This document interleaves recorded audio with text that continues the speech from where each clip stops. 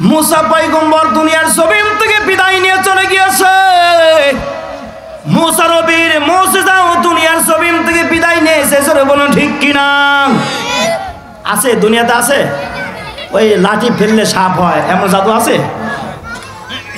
মুসা নবী গেছেন, ও মুজিজাও চলে গেছে। দাউদ নবী উনি সেই মুজিজা নিয়ে আসছিলেন দুনিয়ার জমিনে। লোহা হাতের মধ্যে দিয়ে চাপ দিলে লোহাগুলো আঙ্গুলের ফাঁক দিয়ে টপ টপ করে করে পানির মতো পড়তো। তামাম পৃথিবী খুঁজলে এমন একজন লোককে পাওয়া যাবে যে দাউদ নবীর মুজিজাটা ধরে রেখেছে।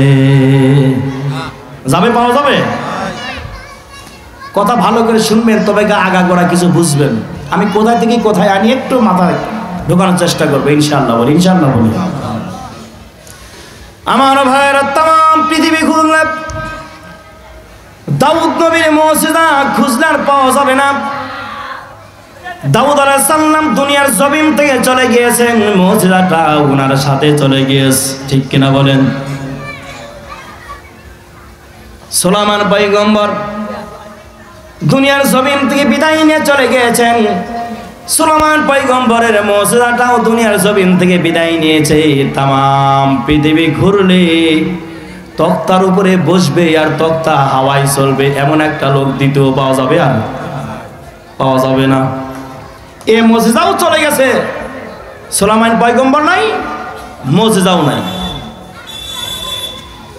ঈসা নবীর লক্ষ লক্ষ ভক্তবিন্দুরা আছে যারা খ্রিস্টান। ঈসা নবীকে তারা বড় শ্রদ্ধা করে সম্মান করে। মুসলমান খ্রিস্টান সহ যত জাতি আছে, ঈসা নবী যেমন অন্ধ লোকের চোখে হাত বুলিয়ে দিলে চোখ ভালো হয়ে যেত, কুষ্ঠ রোগীর শরীরে হাত বুলিয়ে দিলে রোগ ভালো হয়ে যেত, মাটির পাখির মধ্যে ফু দিলে উড়ে গিয়ে ডালে বসতো। তাম পৃথিবী ঘুরলে এমন দ্বিতীয় লোক কি আর পাওয়া যাবে? যাবে, পাওয়া যাবে? তার মানে ঈসা নবীও চলে গিয়েছেন, ঈসা নবীর মুজিজাও চলে গিয়েছে। আছে, দুনিয়াতে আছে। فقد قال الله تبارك وتعالى في كلامه المجيد وفي فرقانه الحميد أعوذ بالله من الشيطان الرجيم بسم الله الرحمن الرحيم وما أرسلناك إلا رحمة للعالمين إن الله وملائكته يصلون على النبي يا أيها الذين آمنوا صلوا عليه وسلموا تسليما بلغ العلا بكماله كشف الدجى بجماله حسنت جميع خصاله صلوا عليه وآله नहीं है दो जहां में मिसाल मोहम्मद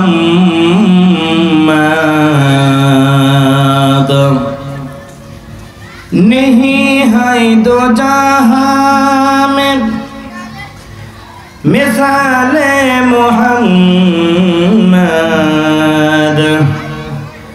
जमाल खुदा है कमाल मोहम्मद बलगल علا بكماله كشف الدجى بجماله حسنت جميع خصاله صلى عليه وآله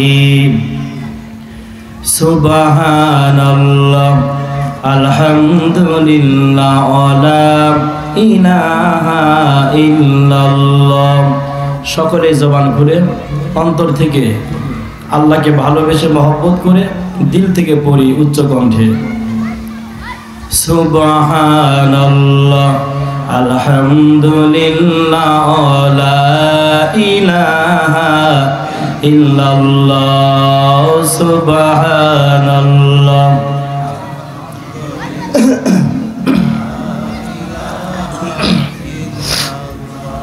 আরো জোরে সুবহানাল্লাহ আলহামদুলিল্লাহ লা ইলাহা নেহি কোনো মাবুদ কাল্লা সারা লা ইলাহা ইল্লাল্লাহ সুবহানাল্লাহ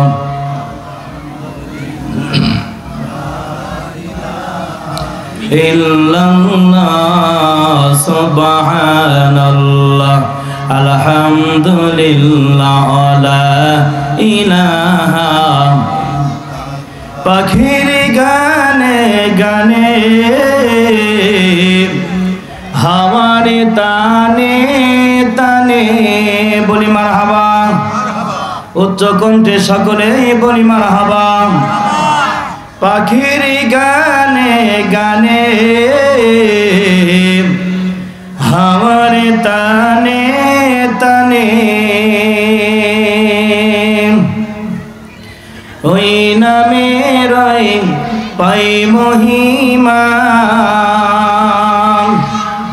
ওই নামের পাই মহিমা হইলে আপন হারা লা ইলাহা মোহব্বতে জোরে জোরে লা ইলাহা ও লা ইলাহা নাই কোনো মাবুদ কাল্লা সারা লা ইলাহা ও লা ইলাহা লা ইলাহা ইল্লাল্লাহ মুহাম্মাদুর রাসূলুল্লাহ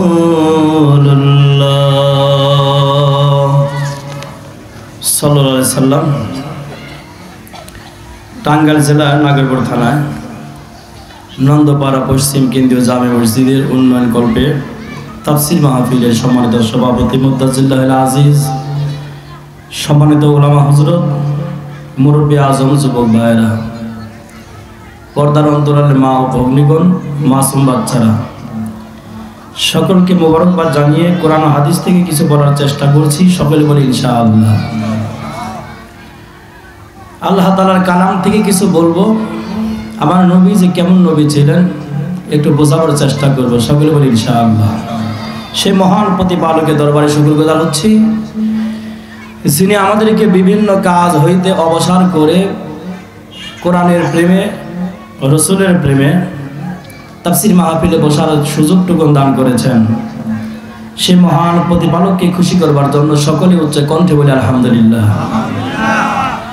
ওই নবীর উপরে লক্ষ কোটি দরুদ ও সালাম, যে নবীকে উসিলা করে আল্লাহ পাক 18,000 কায়নাত সৃষ্টি করেছেন। যে নবীকে মহব্বত করলে, ভালোবাসলে আল্লাহ পাক জান্নাত দিবেন আশ্বাস দিয়েছেন। সে নবীকে ভালোবাসা দরকার আছে। আমরা সকলে মহব্বত করে নবীর উপর দরুদ শরীফ পাঠ করে বলি সাল্লাল্লাহু আলাইহি সাল্লাম। আমার ভাইয়েরা, কুরআনুল কারীমে আল্লাহ পাক বলেন, ওয়ামা আরসালনাকা ইল্লা রাহমাতান লিল আলামিন। তামাম বিশ্বে আমি আমার বন্ধুকে রহমত হিসাবে প্রেরণ করেছি, বলি আলহামদুলিল্লাহ। আচ্ছা বলেন তো, আমার নবীর আগে, নবী পৃথিবীতে আসার আগে আর নবী ছিল কি না?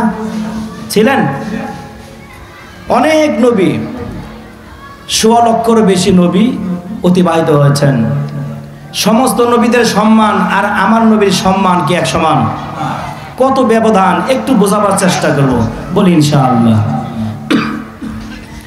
আমার ভাইয়ের আল্লাহ পাক বলেন, ও দুনিয়ার মানুষ, আমি আল্লাহ আমার বন্ধু নবী মুহাম্মদ রাসূলুল্লাহ সাল্লাল্লাহু আলাইহি সাল্লামকে তোমাদের মাঝে রহমত হিসাবে প্রেরণ করেছি। যে রহমতের ছোঁয়া যে পাবে সে সোজা জান্নাতে চলে যাবে, আর এই রহমত থেকে যে বঞ্চিত হয়ে যাবে সোজা জাহান্নামে চলে যাবে, বলে নাউজুবিল্লাহ। ভিন্ন গোত্র থেকে নবীর নিকট এসে ঈমান গ্রহণ করে, নবীকে মহব্বত করে, কালিমা পড়ে মুসলমান হয়ে ইবাদত বন্দেগী করে জান্নাতের সার্টিফিকেট পেয়েছিল। বিশ্বাস হয় না? কি কথা বুঝেন না মনে হয়? অন্য গোত্র থেকে আল্লাহর নবীকে মহব্বত করে, বিশ্বাস করে, ভালোবেসে, কালিমা গ্রহণ করে, নবীকে সম্মান করে, ইবাদত বন্দেগী করে জান্নাতের সার্টিফিকেট পেয়েছিলেন। পক্ষান্তরে নবীর দলের মানুষ, নবীর বাড়ির মানুষ,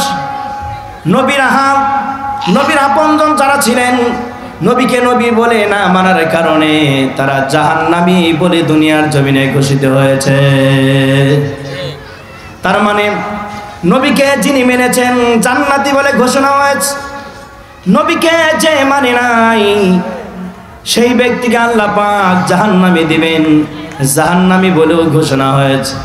সুতরাং আমার নবী কত দামি নবী, কত রহমতের নবী। ওয়ামা আরসালনাকা ইল্লা রাহমাতাল লিল আলামিন। तमाम বিশ্ববাসীর নিকটে রহমত বানাইয়া নবীরে প্রেরণ করেছি। আমার নবী কত বড় নবী ছিলেন! আমার নবীর উপরে আল্লাহ রাব্বুল আলামিন কমপক্ষে ৩০০০-এরও বেশি মুজিজা নাজিল করেছিলেন। সুবহানাল্লাহ বলি। কতর বেশি? কমপক্ষে ৩০০০-এর বেশি মুজিজা আমার নবীকে দিয়েছে। আমার নবী কত দামি নবী, আমার নবী কত পাওয়ারের নবী। মুসা পয়গম্বরকে আল্লাহ পাক যে মুজিজা দিয়েছিলেন, হাতে ছিল একটা লাঠি, জমিনের মধ্যে ফেলে দিলে লাঠিটা সর্প হয়ে যেত। ফিরআউনের সাথে ঘোষণা হয়ে গেল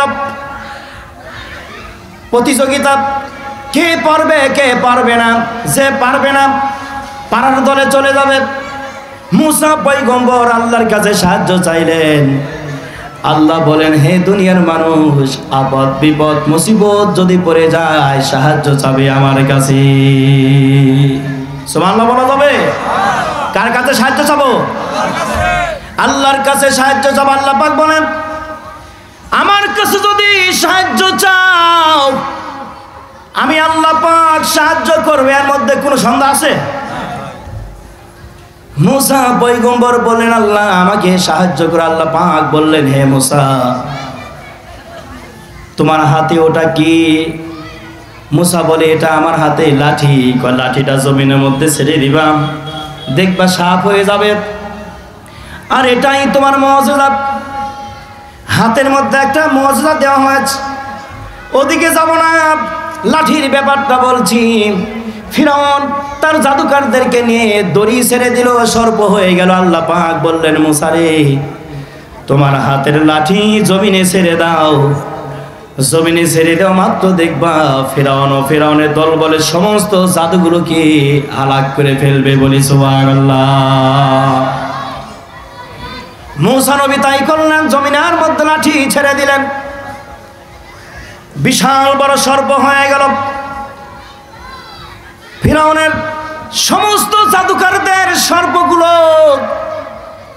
লাঠি নামে এই লাঠিটাকে আল্লাহ পাক যে সর্প বানায় দিয়েছেন, এই সর্পটা একটা মাত্র জোরে করে নিঃশ্বাস টান দিয়েছে, দেওয়া মাত্র ফিরআউনের জাদুকারদের সমস্ত সর্পগুলো, সাপগুলো লাঠি নামে সাপের পেটের মধ্যে প্রবেশ করেছে। বলি সুবহানাল্লাহ।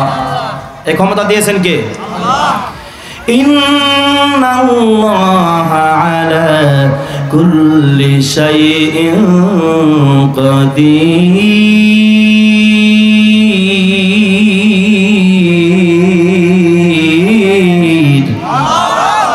একমাত্র এই ধরনের ক্ষমতা স্রষ্টা যিনি আপনার আমার রব। সুবহানাল্লাহ বলা যাবে? আমার ভাইরা লম্বা করব না। হযরত দাউদ নবীকে আল্লাহ পাক মুজিজা দান করলেন।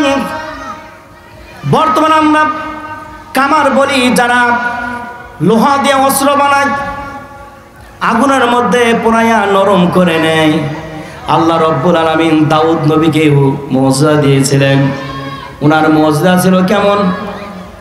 দাউদ নবীকে এমন মুজিজা দেওয়া হয়েছে, লোহা হাতের মধ্যে নিয়ে চাপ দিলে লোহাগুলি আঙ্গুলের ফাঁক দিয়ে লোহাগুলো গুলে গুলে টপ টপ করে পড়তো। বলি সুবহানাল্লাহ। আপনি পারবেন? কতক্ষণ আপনি পারবেন? আমাদের বিশ্বে যত মানুষ আছে পারবে কেহ?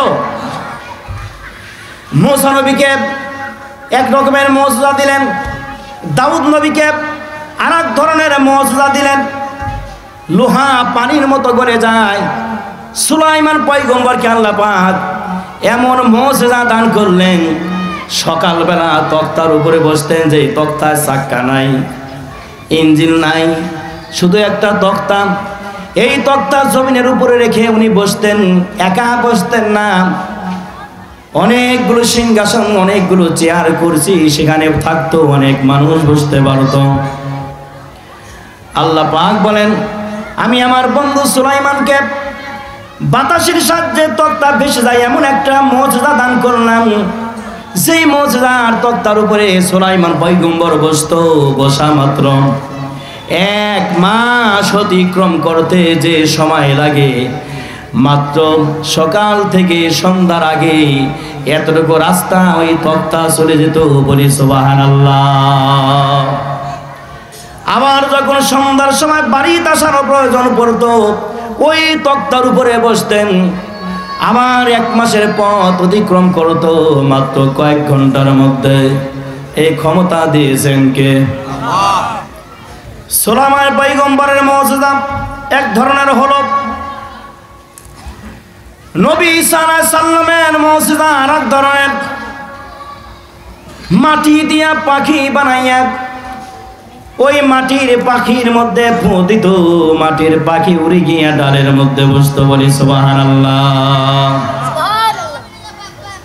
শুধু এটুকুনি নয়, ঈসা পয়গম্বর অন্ধ লোকের চোখের মধ্যে হাত বুনিয়ে দিলে অন্ধ লোকের চোখ ভালো হয়ে যেত। কুষ্ঠ রোগীর শরীরে হাত বুনিয়ে দিলে কুষ্ঠ রোগীর শরীর ভালো হয়ে যেত।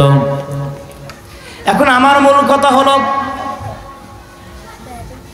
মূসা পয়গম্বরের হাতের লাঠি সার্প হতো, সর্প হয়ে যেত, সাপ হতো। মূসা পয়গম্বর দুনিয়ার জমিন থেকে বিদায় নিয়ে চলে গিয়েছে। মূসা নবীর মুজিজাও দুনিয়ার জমিন থেকে বিদায় নিয়েছে। জোরে বলুন ঠিক কিনা? আছে, দুনিয়াতে আছে। ওই লাঠি ফেললে সাপ হয় এমন জাদু আছে? মূসা নবী গেছেন, ও মুজিজাও চলে গেছে। দাউদ নবী উনি সেই মুজিজা নিয়ে আসছিলেন দুনিয়ার জমিনে। লোহা হাতের মধ্যে দিয়ে চাপ দিলে লোহাগুলো আঙ্গুলের ফাঁক দিয়ে টপ টপ করে করে পানির মতো পড়তো। তামাম পৃথিবী খুঁজলে এমন একজন লোককে পাওয়া যাবে যে দাউদ নবীর মুজিজাটা ধরে রেখেছে। যাবে? পাওয়া যাবে? কথা ভালো করে শুনবেন, তবে আগাগোড়া কিছু বুঝবেন। আমি কোথায় থেকে কোথায় আনি একটু মাথায় ঢোকানোর চেষ্টা করবো ইনশাআল্লাহ। বলি ইনশাআল্লাহ। বলি আমার ভাইয়েরা, তাম পৃথিবী খুঁজলে দাউদ নবীর মুজিজা খুঁজলে আর পাওয়া যাবে না। দাউদ আলাইহিস সালাম দুনিয়ার জমিন থেকে চলে গিয়েছেন, মুজিজাটা ওনার সাথে চলে গিয়েছে। ঠিক কিনা বলেন? সুলাইমান পয়গম্বর দুনিয়ার জমিন থেকে বিদায় নিয়ে চলে গিয়েছেন। সুলাইমান পয়গম্বরের মুজিজাটাও দুনিয়ার জমিন থেকে বিদায় নিয়েছে। তাম পৃথিবী ঘুরলে তক্তার উপরে বসবে আর তক্তা হাওয়ায় চলবে, এমন একটা লোক দ্বিতীয় পাওয়া যাবে? আর পাওয়া যাবে না। এ মুজিজাও চলে গেছে, সুলাইমান পয়গম্বর নাই, মুজিজাও নাই। ঈসা নবীর লক্ষ লক্ষ ভক্তবিন্দুরা আছে যারা খ্রিস্টান। ঈসা নবীকে তারা বড় শ্রদ্ধা করে সম্মান করে। মুসলমান খ্রিস্টান সহ যত জাতি আছে, ঈসা নবী যেমন অন্ধ লোকের চোখে হাত বুলিয়ে দিলে চোখ ভালো হয়ে যেত, কুষ্ঠ রোগীর শরীরে হাত বুলিয়ে দিলে রোগ ভালো হয়ে যেত, মাটির পাখির মধ্যে ফু দিলে উড়ে গিয়ে ডালে বসত, তাম পৃথিবী ঘুরলে এমন দ্বিতীয় লোক কি আর পাওয়া যাবে? পাওয়া যাবে? তার মানে ঈসা নবীও চলে গিয়েছেন, ঈসা নবীর মুজিজাও চলে গিয়েছে। আছে দুনিয়াতে? আছে? নাই, থাকবে না, সম্ভব না। আপনার আমার নবীকে আল্লাহ পাক প্রায় ৩৫০০-এর বেশি মুজিজা দিয়েছেন। তার মধ্যে সবচেয়ে বড় মুজিজা হলো, সবচেয়ে শ্রেষ্ঠ মুজিজা হলো আল্লাহর কালাম কোরআন শরীফ। বলি সুবহানাল্লাহ। লাউ আনজালনা হাযাল কুরআনা আলা জাবালিন লারাআইতাহু খাশিআন মুতাসাদ্দিআন মিন খাশিয়াতিল্লাহ। আল্লাহ বলেন, বন্ধুরা, এই কোরআন শরীফ যেটা আপনার উপরে নাজিল করেছি, এই কোরআন শরীফটা যদি পাহাড়ের উপরে নাজিল করতাম, পাহাড় গলে মোমের মতো হয়ে যেত। বলি আল্লাহু আকবার। পাহাড়ের কাছে নোটিশ করা হলো, পাহাড় তোমার উপরে কোরআন নাজিল করতে চাই। পাহাড় বলছিল, আল্লাহ কোরআন জিনিসটা কি? আল্লাহ পাক বুঝাইলেন, কোরআন এই জিনিসটাকে কোরআন বলা হয়। পাহাড় ওই সময় বলেছিল, তাফসিরে পড়েছি, পাহাড় বলেছিল, আল্লাহ আমি মাত্র পাহাড় কোরআনের ভার সহ্য করতে পারবো না। সুবহানাল্লাহ বলা যাবে? পাহাড় হয়ে বলছে কোরআনের ভার আমি সহ্য করতে পারবো না। সুতরাং আমি চাই না, আমাকে ক্ষমা করে দিন, এত বড় বিপদে আমি পড়তে চাই না।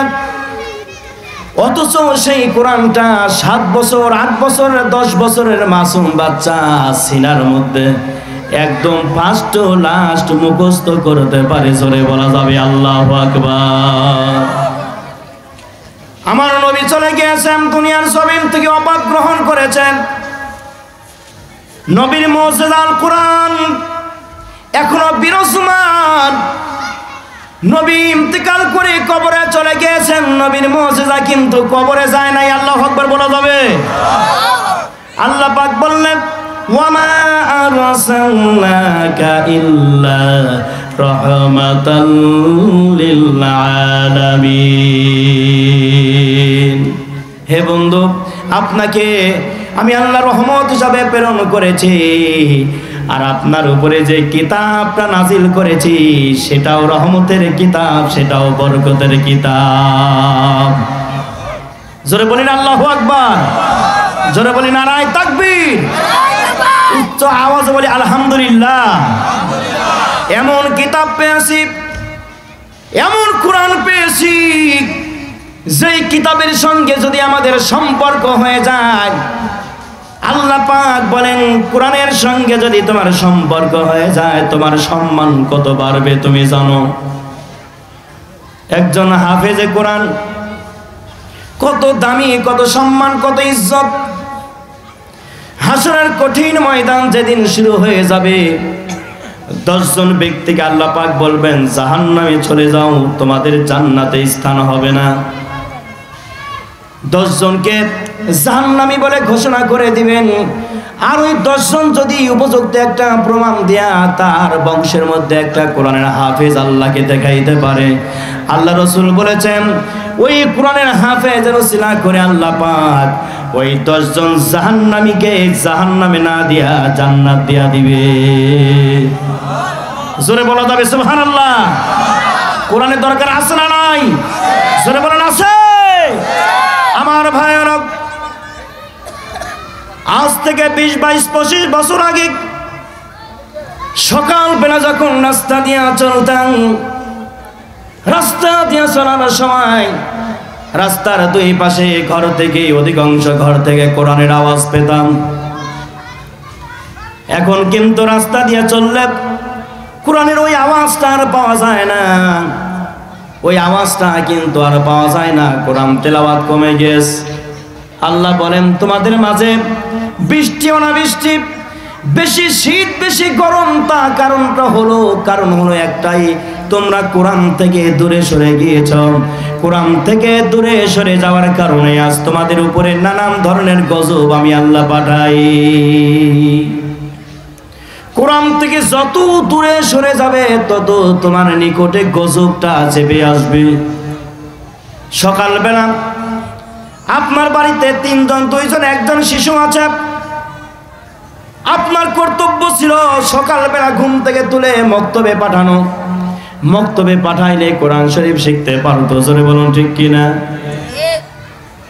আবার এটাও যদি সম্ভব না হতো, এটাও যদি সম্ভব না হয়, অগত্যা একটা টিচার রেখে, প্রাইভেট একটা মাস্টার রেখে সন্তানকে কোরআন শিখানোর আপনার একটা দায়িত্ব ছিল। উল্টা হয়েছে, সন্তানকে কোরআন শেখানোর কোনো স্পৃহা নাই, কোনো আগ্রহ নাই, কোনো কিউরিসিটি নাই, বরং সন্তানকে গান, নাচ, ড্যান্স ও বিভিন্ন সঙ্গীত গাওয়ানোর জন্য বড় বড় উচ্চ স্তরের শিক্ষক ভাড়া করে রাখা হয়।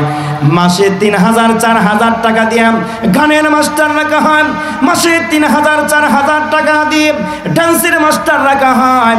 ওদিকে যদিও বাড়িতে একটা কোরআন পড়ার জন্য হুজুর রাখা হয়, 1 মাস পরে তার বেতন দেয় 200 টাকা।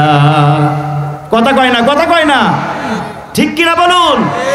1 মাস মেহনত করলো, প্রত্যেক দিন একটা দিন হুজুর যদি কামাই দেয়, পরের দিন কৈফিয়ত দিতে হয়, আপনি কোথায় গিয়েছিলেন? বলে অমুক জায়গায়। কয় পরের দিন 10 মিনিট বেশি পড়ায় দিবেন, মাসে 200 টাকা।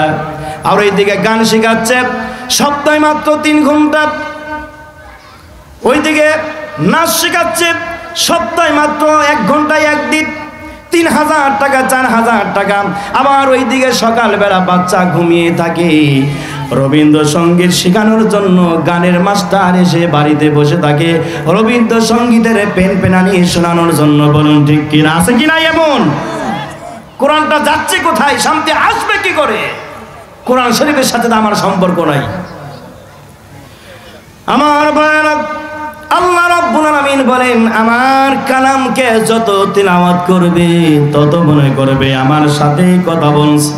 আরে নবী কত সুন্দর চমৎকার কথা বলে গেলেন। মোহাম্মদ হারগিজ না গুপ্তা, তানা গুপ্তা জিবরাইল, জিবরাইল হারগিজ না গুপ্তা, তানা গুপ্তা রব্বুল জলিল। আমার নবী অত সময় পর্যন্ত কোনো কথা বলেননি যত সময় ফেরেশতা জিবরাইল কিছু না বলেছে। আবার জিবরাইল অত সময় পর্যন্ত নবীর নিকট আসেননি যত সময় আমার আল্লাহ কিছু না বলেছেন। সেই নবী বলেছেন, ওই নবী বলেছেন, যেই ব্যক্তি কোরআন তেলাওয়াত করবে, গুরুত্ব সহকারে কোরআন শরীফ পড়বে, কোরআনের সাথে যার সম্পর্ক হয়ে যাবে, কাল হাসর কঠিন ময়দানে কোরআন ওই ব্যক্তির সঙ্গী হয়ে যাবে, ওই ব্যক্তির সুপারিশকারী হয়ে যাবে। আর একটা সুন্দর বোনাস, আল্লাহ পাক জান্নাতি ব্যক্তিকে বলবেন, বান্দারে কোরআন পড়তে থাকো। বান্দা কোরআন পড়তে থাকবে। আল্লাহ বলবেন, বান্দারে কোরআন পড়তে থাকো আর উপরের দিকে উঠতে থাকো। নিচের জান্নাতটা যেমন স্তরের হবে, তার উপরে জান্নাত তার চেয়ে উন্নত হবে, তার উপরে জান্নাত তার চেয়ে উন্নত হবে, তার উপরে জান্নাত তার চেয়ে উন্নত হবে। এইভাবে 8টা জান্নাতের মধ্যে আল্লাহ পাক 8টা স্তরে জান্নাতের মধ্যে বহু রকমের সৌন্দর্য রেখে দিয়েছেন। আল্লাহ পাক বলবেন, বান্দা কোরআন পড়ো, বান্দা কোরআন তেলাওয়াত শুরু করবে, যতগুলো আয়াত পড়বে আল্লাহ রাব্বুল আলামিন বান্দাকে অত তালা বিশিষ্ট একটা জান্নাত দেয়া দিবে। জোরে বলা যাবে সুবহানাল্লাহ। এখন কোরআন শরীফে 6666 আয়াত হাফেজ সাহেব পড়বে, গুনলেন মারবে, 6666 তালা বিশিষ্ট একটা জান্নাত দখল করে ফেলবে। আর যার ভিতরে আছে মাত্র 10টা আয়াত, 5টা আয়াত, এরকম লোক নাই? যে ব্যক্তি সূরা ফাতিহা জানে, আবার সহি শুদ্ধ করে সুন্দরভাবে সূরা ফাতিহা তো পড়তেও জানে না, জানে ঠিক কিন্তু সুন্দরভাবে পারে না, এমন মানুষ আছে না নাই? কি হবে? হবে কি? ব্যক্তিকে বলা হবে কোরআন পড়ো, 2টা আয়াত বলে থেমে যাবে, আল্লাহ পাক ওই জায়গাতে জান্নাতের স্থান করে দিবেন। বান্দা আফসোস করবে, হায় আফসোস, হায় হায় কি হলো, আর যেতে পারছি না কেন উপরের দিকে। আল্লাহ পাক বলবেন উপরের দিকে যাওয়ার জন্য তোমার কাছে কি মাল মেডিসিন আসেনি? তখন বান্দা বলবে মাল মেডিসিনটা কি? আল্লাহ বলবেন তুমি কোরআন তেলাওয়াত করো, এক একটা আয়াতের বিনিময়ে তোমাকে এক একটা স্তরে জান্নাত দেওয়া হবে। বলি সুবহানাল্লাহ। তোমার সালানে যা আছে ওইটুকুন পেয়েছো, এর চেয়ে বাড়তি কিচ্ছু পাওয়া যাবে না। মালিক ইয়াউমিদ্দিন, কিয়ামতের দিবসের একমাত্র মালিক আল্লাহ পাক। ওখানে চেয়ারম্যান, মেম্বার, এমপি, মন্ত্রী, মা বাবা, দাদা, বসগিরি কিচ্ছু থাকবে না। যার যার আমলের হিসাব তার দিতে হবে। জোরে বলি ঠিক কিনা? আপনি কি করেছেন ওই হিসাব আপনাকে দিতে হবে, এর বেশি কিচ্ছু না। কারণ সকলে বলবে ইয়া নাফসি, ইয়া নাফসি, আমি কি করব, আমি কি করব, আমার অবস্থা কি হবে। সবাই বড় পেরেশান, কেউ কারো পরিচয় দিবে না। মানুষগুলো বড় ভীত হয়ে যাবে, কি করব, কোথায় যাব, দৌড়ায় চলে যাবে। হাসরে মাঠ ঘুরে ঘুরে আপনজনদেরকে পেয়ে সাহায্য পাওয়া যায় কিনা। আল্লাহ বলবেন যাও, তোমার সুযোগ করে দিলাম, মিজানের পাল্লায় টান দিলে তোমার নেকি বদি সমান হয়েছে। একটা নেকি যদি তোমার বেশি হয়, অগুত্ত আমি তোমার জান্নাত দিতে পারবো। এবার ওই ব্যক্তি বলবে আল্লাহ হাসরে মাঠে আমাকে ছেড়ে দাও, আমি দেখি একটা নেকি সংগ্রহ করতে পারি কিনা। চলে যাবে বাবার নিকট। বাবার নিকট যাওয়ার পরে বলবে বাবা, আমি আপনার সন্তান, দুনিয়াতে আমাকে না খাইয়া খাওয়াইছেন, আপনি নতুন পোশাক আদি না নিয়ে আমারে নতুন পোশাক দিয়েছেন, আপনি অসুস্থ ছিলেন, চিকিৎসা না করে আমারে ফর্ম ফিল আপ করিয়েছেন, পড়ালেখা করিয়েছেন, মাস্টারের বেতন দিয়েছেন। বাবা আজ আমি বড় বিপদের, একটা নেকি যদি আমারে দাও আমি জান্নাত চলে যেতে পারি। ওই সময় বাবা বলবে দুনিয়াতে আমার সন্তান নামে কেউ ছিল না। বিশ্বাস হয় না? এ কথা বিশ্বাস হয় না? বাবা পরিচয় দিবে কি? সন্তান নামে দুনিয়াতে কেউ আমার ছিল না। আবার সন্তানের নিকটে বাবা গেলেও সন্তান বলবে আমার কোনো বাবা ছিল না। মা বলবে আমার কোনো সন্তান ছিল না। ছেলে বলবে আমার কোনো মা ছিল না। স্ত্রী বলবে আমার কোনো স্বামী ছিল না। স্বামী বলবে আমার কোনো স্ত্রী ছিল না। ভাই বলবে আমার কোনো ভাই ছিল না। বোন বলবে আমার কোনো বোন ছিল না, ভাই ছিল না। সকলে চেনার পরেও অসীন হয়ে যাবে একটাই কারণ, আমার নেকির অবস্থা কি হবে, আমাকে আল্লাহ পাক কোন জায়গায় দিবেন সেই চিন্তায় আমি বড় ব্যস্ত। এখন যদি পরিচয় দেই তাহলে একটা নেকি দিতে হবে, আর একটা নেকি দিলেই তো যদি আমার নেকি কম পড়ে যায় আমি জাহান্নামে যাব। চিনার পরেও পরিচয় দিবে না, ওই একটাই ভয়, নেকি কমে যাবে, আল্লাহর কাছে চলে যাবে মাবুদ। তাম হাসর খুঁজে খুঁজে একটা নেকিও সংগ্রহ করতে পারলাম না। নিচের দিকে মাথা দিয়ে বান্দা তাকিয়ে থাকবে, বড় পেরেশান, বড় পেরেশান। আল্লাহ রাব্বুল আলামিন বলবেন গোলাম রে, দুনিয়ার জমিনে যে সময়টুকু দিয়েছিলে ওই সময়ের মধ্যে দেখো কত আমল নামা, তুমি কত আমল করেছ। আর একটু সময় যদি বেশি দিতাম তাহলে আজ এই মিজানের পান্না টান দিলে তোমার গুনার সওয়াব যেমন সমান সমান হয়েছে, আর একটু সময় যদি বেশি দিতা তোমার সওয়াবের পাল্লাটা ঝুঁকে যেত। মসজিদে ঢোকার সাথে সাথে ইমাম সাহেব গলা খেকুর দিয়া সংকেত দেয়, আমি আসছি এখন নামাজে দাঁড়াও। আছে না নাই? কথা কয় না নাই? এরকম মসজিদে ঢুকে সবার শেষে আবার বের হয় সবার আগে, এমন লোক আছে না নাই? আবার একজন লোক আজান দেওয়ার আগেই মসজিদে গিয়ে বসে থাকে, আবার সবার পরে বের হয়। প্রশ্ন করি, জবাব দেন। যে ব্যক্তি সবার পরে মসজিদে প্রবেশ করলো, সবার আগে বের হলো, আর যিনি সবার আগে মসজিদে প্রবেশ করলো আর বের হলো সবার পরে, ইমাম দুজনের এক সমান? কথা কেন এক সমান? অনেক ব্যবধান। আল্লাহর নবী বলেন, এমন কিছু নামধারী মুনাফিক হবে, এমন কিছু নামধারী আমলওয়ালা হবে, মসজিদে প্রবেশ করে মসজিদকে জেলখানা মনে করবে, যত তাড়াতাড়ি সম্ভব মসজিদ থেকে বের হলেই বাসি, মসজিদ থেকে বের হলেই বাসি। এমন শ্রেণী যে লোকগুলো আছে, মনে করতে হবে এদের ঈমান দুর্বল, ঈমান কাজে লাগবে না, এক পয়সার কাজে লাগবে না। মসজিদকে যেই ব্যক্তি জেলখানা মনে করবে, ওই ব্যক্তি যেন মনে করে আমার ঈমান দুর্বল হয়েছে, আমার ঈমান কোনো কাজে নাই। মসজিদে প্রবেশ করলে থাকতে মনে চায় না, সময় দিতে মনে চায় না, যত তাড়াতাড়ি সম্ভব মসজিদ থেকে বের হওয়া যায়। তার ঈমান দুর্বল। এই দুর্বল ঈমান নিয়ে আল্লাহর দরবারে কামিয়াবি আদৌ হওয়া যাবে না। নবীজি বলেছেন, মসজিদে প্রবেশ করে তসবিহ তাহলিল পড়ো, সময় কিছু বেশি দাও। হ্যাঁ, অযথা সময় মসজিদে নষ্ট করবে না, কারণ তোমার সংসার আছে। মসজিদে নামাজ পড়ার পরে জমিনে ছড়িয়ে পড়ো রিজিকের জন্য। আল্লাহ পাক রিজিক দিয়েছেন জমিনের মধ্যে, আবার নামাজেও রিজিক আছে। যে ব্যক্তি 5 ওয়াক্ত নামাজ পড়বে, ওই ব্যক্তিকে আল্লাহ পাক 5টা পুরস্কার দিবেন। তার মধ্যে একটি হলো বান্দার রিজিকের অভাব আল্লাহ দূর করে দিবেন। সুবহানাল্লাহ বলুন। সাহাবীর ঘরে খাবার নাই, স্ত্রীকে বলেছেন, বিবিরে ওযু করো, ওযু করে তুমি ঘরে নামাজ পড়ো, আমি মসজিদে চলে গেলাম। সাহাবী মসজিদে চলে গেলেন, নামাজ পড়লেন।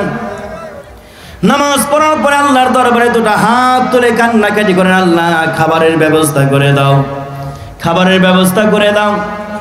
কান্নাকাটি করে বাড়িতে চলে আসছেন। আসার পরে বিবিকে বলেন, বিবিরে কোনো ব্যবস্থা হলো? বিবি বলে, না স্বামী, কোনো ব্যবস্থা হয়নি। সাহাবী বিবিকে বললেন, বিবিরে আবার নামাজ পড়ো, আমি মসজিদে গেলাম। সাহাবী আবার মসজিদে চলে গেলেন, বিবি করে নামাজ পড়ে।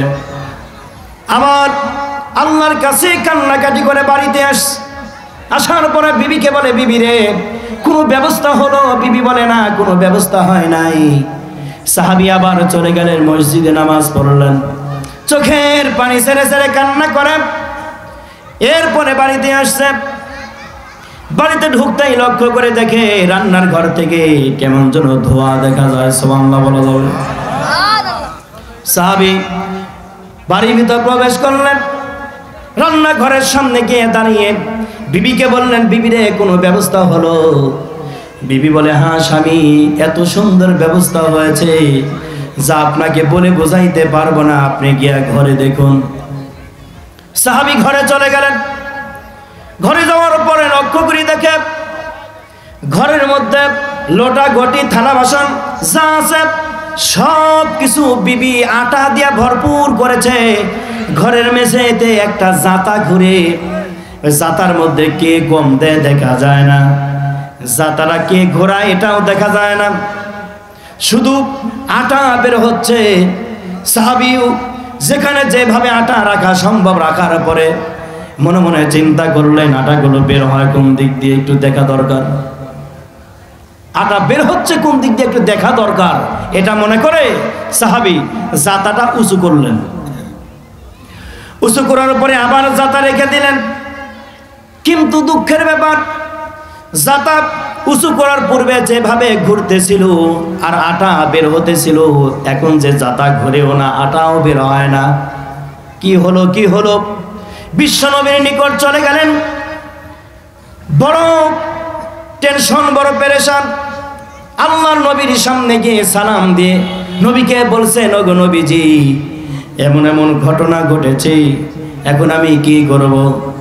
নবী আমার বললেন, সাহাবীরে, ওই জাতাটা তুমি স্পর্শ করার কারণে বড় ক্ষতি করে ফেলেছো। ওই জাতাটা তো তুমি স্পর্শ না করতে, ওই জাতাটা কিয়ামত পর্যন্ত ঘুরতো আর আটা বের হতো, তামাম পৃথিবীর মানুষ তোমার এই জাতার আটা খাইতো। জোরে বলা যাবে সুবহানাল্লাহ। রিজিকদার মালিক কে? রিজিকের অভাবে পিছনে লেগে মানুষ নামাজ ছেড়ে দিচ্ছে, নামাজের সময় নেই। মিয়া কই যাচ্ছ? চাকরি কই যাচ্ছ? ব্যবসায় কই যাচ্ছ? ক্ষেত খামারে। নামাজটা পড়ছে, সময় নেই। আছে না নাই? আমার ভাইরা, আল্লাহ পাক বলেন রিজিক দিব আমি, সুতরাং এই রিজিকটা তুমি হক হালাল করে খাবে, হক হালাল করে রিজিকটা ভক্ষণ করবে। নবী আমার বলে গেলেন, আল কবরু রিয়াজুল জান্নাহ ওয়া হুফরাতুম মিনান নার। কবর হবে কোন ব্যক্তির জন্য জান্নাতের ফুলের বাগান, আবার কোন ব্যক্তির জন্য হবে জাহান্নামের গর্ত। কারণটা কি রে ভাই? যার ঈমান মজবুত থাকবে কবর সুন্দর হয়ে যাবে, ঈমান দুর্বল কবর অসুন্দর হবে। নবীজির কন্যা ফাতেমাতুজ জোহরা ইন্তেকাল করেছেন। সাহাবী কবরের পাশে দাঁড়াইয়া কবরকে বলে, কবর রে, তোর মাঝে কারে রাখলাম?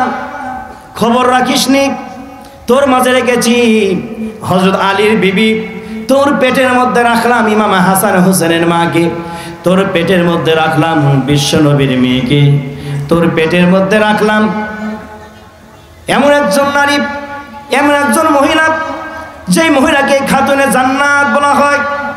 হে কবর, খবরদার কোনো বেয়াদবি যেন না হয়, এই মহিলার সঙ্গে কোনো বেয়াদবি যেন না হয়। কবর আল্লাহর কাছে বলে, আল্লাহ আমাকে মানুষের ভাষায় কথা বলার শক্তি দান করো। আমি দুইটা কথা বলতে চাই। আল্লাহ পাক কথা বলার শক্তি দিলেন। কবর বলতেছে, হে নবীর সাহাবী, কে ফাতেমা পরিচয় দিতে হবে না, কে হাসান হোসেনের মা পরিচয় দিতে হবে না, কে আলীর বিবি পরিচয় দিতে হবে না, কে নবীজির কন্যা পরিচয় দিতে হবে না। আমল যদি সুন্দর হয়, আমল যদি ভালো হয়, আমি কবর তার জন্য ভালো হয়ে যাব। আমল যদি খারাপ হয়, হাজারো পরিচয় দিয়া কোনো কাজ হবে না, কোনো লাভ হবে না, কোনো উপকার হবে না। চাই আমল, কথা বলে চাই কি? আমল যদি ভালো হয়, কোনো পরিচয় দরকার নাই, আমি একাই অটো ভালো হয়ে যাব। আমল যদি খারাপ হয়, যত পরিচয় দাও, কোনো পরিচয় কাজে লাগবে না। আমার ভাইরা, কবরকে ভয় করা দরকার আছে না নাই? আছে। একজন নাফরমানের কবরে কমপক্ষে 99টি সাপ দেওয়া হবে, খালি এক ধরনের আযাব দেওয়া হবে না। কবরের মধ্যে যে যেমন পাপী, পাপের উপর ভিত্তি করে আযাব দেওয়া হবে। এমন সাপ দেওয়া হবে কবরের মধ্যে, যে সাপ সবল দিলে 70 গজ মাটির নিচে চলে যাবে থাপার ওজনের কারণে।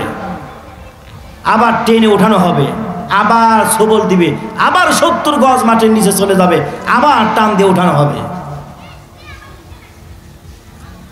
কবরের কথা শুনে খাদিজাতুল কুবরা চোখের পানি ছেড়ে কান্না করে।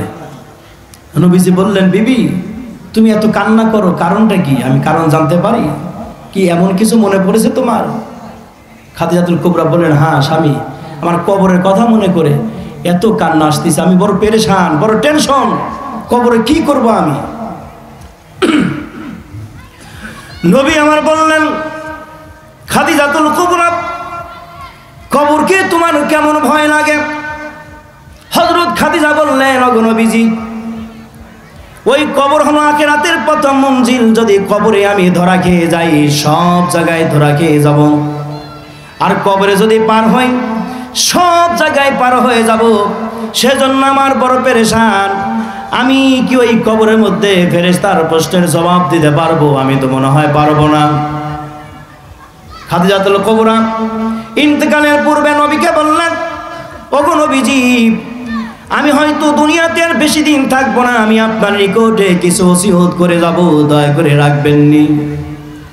নবী আমার বললেন, খাদিজা রে, তুমি আমার দুর্দিনের স্ত্রী, দুঃখের দিনের স্ত্রী। যখন মক্কার মানুষ আমাকে দূর দূর করে তাড়াইয়া দিত, কোনো জায়গায় বসতে দিত না, কোনো অলিগলিতে যেতেও দিত না। যেখানে যেতাম মানুষ আমাকে হে প্রতিপন্ন বলতো, হে প্রতিপন্ন করতো, নানান দিক দিয়ে আমারে কষ্ট দিত। সেই দুর্দিনের বিবি খাদিজা, তুমি আমারে জান প্রাণ দিয়া, অর্থ দিয়ে আমারে সাহায্য করেছো, ভালোবাসছো। আর সেই খাদিজা আমার কাছে কিছু সাহায্য চাও, সহযোগিতা চাও, সেটা কি আমি না মানতে পারি? এটা কি আদৌ অসম্ভব আমার কাছে? খাদিজাতুল কুবরা বললেন, স্বামী হ্যাঁ, ওই কবর কি আমার বড় ভয় হয়। নবী আমার বললেন, তো আমি কি করতে পারি? খাদিজা বলো, অন্তরে কোনো আবেগ থাকলে খুলে বলতে পারো। খাদিজাতুল কুবরা চোখের পানি ছেড়ে দিয়া কান্না করি আর বলে, নবীজি, আমি যখন ইন্তেকাল করব, আপনার গায়ের জুব্বা মোবারক দিয়ে আমার কাফন বানায়া দিবেন। নবী আমার বললেন, খাদিজা রে, আমার গায়ের জুব্বা মোবারক তুমি কেন কাফনের জন্য চাও? খাদিজাতুল কুবরা চোখের পানি ছেড়ে দিয়া কান্না করে বলছিলেন, নবীজি, অগত্য আল্লাহ যখন দেখবে আপনার শরীরের জুব্বা আমার শরীরে, আপনার জুব্বার খাতির হয়তো আমারে কবরে বিপদ থেকে বাঁচাইয়া দিতে পারে, বলি সুবহানাল্লাহ।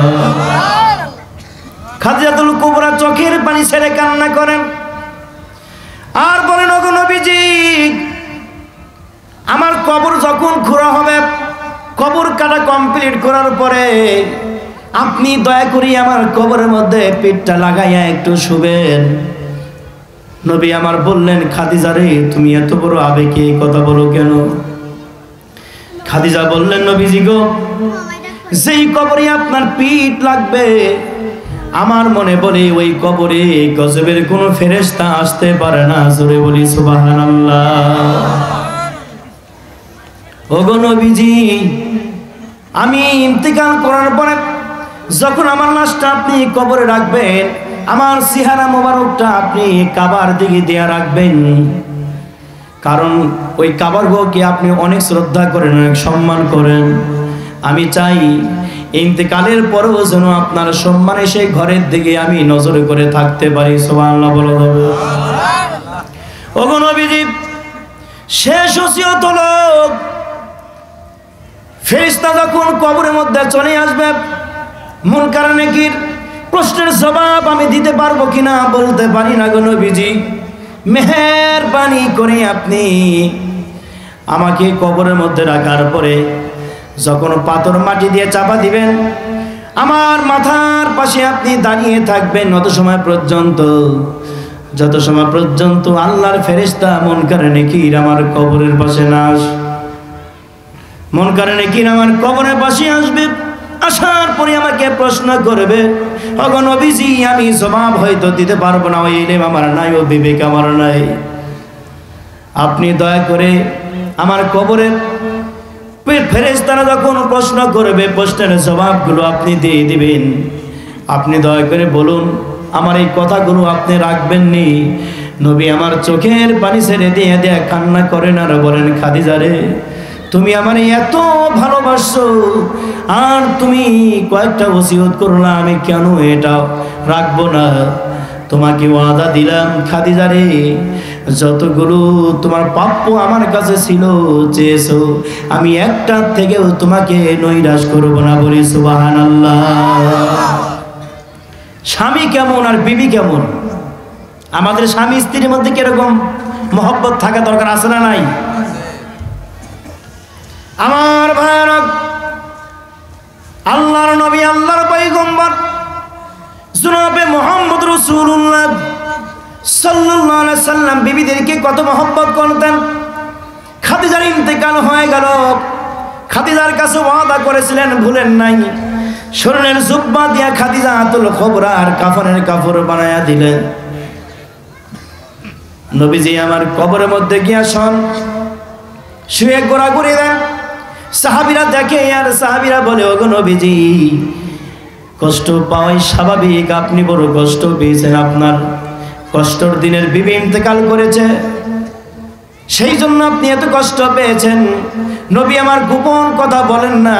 সাহাবীরা বড় পেরেশান, নাহারে না জানি নবী আমার কত ব্যথা পেয়েছে, কত কষ্ট পেয়েছে, কিন্তু নবী কেন এই কবরের মধ্যে শয়? খাদিজার কাছে ওয়াদা করেছেন, ওই গোপন কথা নবীজি বলেন না। খাদিজাকে কবরের মধ্যে রাখা হলো। আল্লাহর নবী চেহারাটা ঘুরাইয়া কিবলার দিকে দেখ, আর সঙ্গে সঙ্গে হাতটা যখন উঠায় নেয় চেহারাটা ঘুরে আকাশের দিকে হয়ে যায়। জোরে বলি সুবহানাল্লাহ। আমার মা বোনেরা গভীর মনোযোগ। খাদিজাতুল কুবরার চেহারা নবী আমার যতবার কিবলা দিকে দেন ততবার চেহারাটা ঘুরে আকাশের দিকে হয়ে যায়। নবী আমার বড় পেরেশান, নবী আমার বড় পেরেশান। আল্লাহর কাছে বলি, আল্লাহ আমার খাদিজা কি কোনো অপরাধ করেছে কিনা? আমার খাদিজার চেহারা কেন কিবলার দিকে থাকে না? আমার খাদিজা কি কোনো বড় অপরাধী কিনা? আল্লাহ ক্ষমা করে দাও, মাফ করে দাও। সঙ্গে সঙ্গে আল্লাহ রাব্বুল আলামিন ফেরেশতা জিবরাইল পাঠাইছেন। জিবরাইল যা আমার বন্ধুরে জানায়া দে। ফেরেশতা জিবরাইল জানায় দিচ্ছেন, ওগো নবীজি আপনি খাদিজাতুল কুবরার চেহারা বারবার কাবার দিকে ঘুরায় দিচ্ছেন, আর চেহারাটা ঘুরে ঘুরে আকাশের দিকে হয়ে যাচ্ছে। জানেননি কারণটা কি? আমার নবী বললেন, ভাই জিবরাইল আমি তো জানি না, বলতেও পারবো না। ফেরেশতা জিবরাইল বলেছেন, ওগো নবীজি কারণ হলো একটাই, আল্লাহ পাক চান খাদিজাতুল কুবরার চেহারাটা আল্লাহ সরাসরি ডাইরেক্ট দেখবেন। কাবা ঘরের দিকে যদি চেহারাটা ঘোরানো থাকে, চেহারাটা বাঁকা হয়ে থাকে, সেই জন্য আল্লাহ রাব্বুল আলামিন সরাসরি চেহারা গান দেখার জন্য খাদিজাতুল কুবরার চেহারা বারবার আকাশের দিকে করে নাই। বলি সুবহানাল্লাহ। নবী আমার শান্ত হয়ে গেলেন। মাটি দেওয়া হলো, সমস্ত সাহাবীরা কবর ছেড়ে চলে যায়। নবী আমার মাথার পাশে দাঁড়ায় থাকেন, খাদিজাতুল কুবরার কবরের মাথার পাশে দাঁড়িয়ে থাকেন। নবী আমার কবর ছাড়েন না। ওদিকে ফেরেশতাও আসে না। নবী আমার কবর ছাড়েন না, ওদিকে ফেরেশতাও আসে না। আচ্ছা বলুন তো, একটা মানুষকে কবরে রাখলে মুনকার নেকির যে ফেরেশতা আসেন কত ঘন্টা পরে আসেন? কয় ঘন্টা পরে আসেন? কথা বুঝেন না মনে হয়? অনেক ঘন্টা পরে আসেন নাকি সাথে সাথে চলে আসেন? 40 কদম সরে যাওয়ার সাথে সাথে মুনকার নেকির এসে প্রশ্ন শুরু করে, খাদিজাতুল কুবরাকে কবরে রাখা হয়েছে পরাই ঘন্টা খানেক, এখনো ফেরেশতা আসে না। নবী আমার কবর ছাড়েন না। ফেরেশতা জিবরাইল আল্লাহর নিকট থেকে ওহী নিয়ে আসছে। ওদিকে সাহাবীরা চোখের পানি ছেড়ে কান্না করে, নবীজি খাদিজাতুল কুবরার কবর আপনি ছেড়ে দিন। এত দীর্ঘ লম্বা সময় আপনি কবরের পাশে দাঁড়িয়ে আছেন, নবীজি কবর ছেড়ে দিন, কবর ছেড়ে দিন। সাহাবীরা নবীকে নিয়ে যাইতে চায়, নবী আমার যান না, কারণ নবী তো খাদিজার কাছে ওয়াদা করেছেন, খাদিজারে ফেরেশতা আসলে আমি জবাব দিয়ে দিব, তোমার কোনো টেনশন নাই। জোরে বলি সুবহানাল্লাহ। ও খাদিজা তোমার কোনো টেনশন নাই, আমি জবাব দিয়ে দিব। খাদিজার কাছে গোপনে গোপনে ওয়াদা করেছেন, এইটা তো সাহাবীরা জানেন না। সাহাবীরা নবীকে টানে আসেন, নবীজি যায়। নবী আমার চোখের পানি ছেড়ে কান্না করে আর বলে, ও সাহাবীরা তোমরা যাও, আমার যাওয়া এখনো দেরি আছে, আমি এখন এখান থেকে যাইতে পারছি না। সাহাবীদের গোপন কথা বলে না। ওইদিকে ফেরেশতাও আসে না। নবী আমার বড় পেরেশান। ফেরেশতা জিবরাইলকে আল্লাহ পাক বলেছেন, জিবরাইল নেই, যা যা, আমি যত সময় পর্যন্ত আমার বন্ধুকে না বলবো তত সময় পর্যন্ত আমার বন্ধু খাদিজার কবর ছেড়ে বাসায় যাবে না। রে জিবরাইল, 1 ঘন্টা 2 ঘন্টা নয়, 1 দিন 2 দিন নয়, 7 দিন নয়, 1 মাসও যদি আমি আমার বন্ধুর কাছে নোটিশ না দেই, চিঠি যদি না পাঠাই, আমার বন্ধু যদি না জানে, রে জিবরাইল আমার বন্ধু কবর ছাড়বে না। যা যা, জলদি তাড়াতাড়ি যা, আমার বন্ধুর কষ্ট আমি আল্লাহ সহ্য করতে পারতেছি না রে জিবরাইল। ফেরেশতা জিবরাইল চলে আসলেন। আল্লাহর নবীকে সালাম দিলেন। সালাম দেওয়ার পর বলেছেন, ওগো নবীজি, আপনি যেই কারণে কবরে খাদিজাতুল কুবরার মাথার পাশে আপনি দাঁড়িয়ে আছেন, দরকার নাই আপনার এখানে দাঁড়িয়ে থাকা, দরকার নাই। আল্লাহ মাত্র আমারে জানাই দিয়েছে, আমি আপনারে জানাই দিচ্ছি, যেই দিন খাদিজাতুল কুবরা আপনাকে ওয়াদা করাইছে কবরের ভয়ে, আল্লাহ রাব্বুল আলামিন ওই দিন আপনার সঙ্গে সঙ্গে অঙ্গীকার করেছিলেন, আজ ফেরেশতা যেই দুইজন প্রশ্ন করতে আসে, ওই দুইজন ফেরেশতাকে কবরে পাঠানো হয় নাই। আল্লাহ রাব্বুল আলামিন আরশ থেকে ফেরেশতাদের প্রশ্নের জবাব দিয়ে দিয়েছে। বলি সুবহানাল্লাহ। লা ইলাহা, মোহাম্মদ জোরে লা ইলাহা, জোরে লা ইলাহা, ওলা জোরে লা ইলাহা।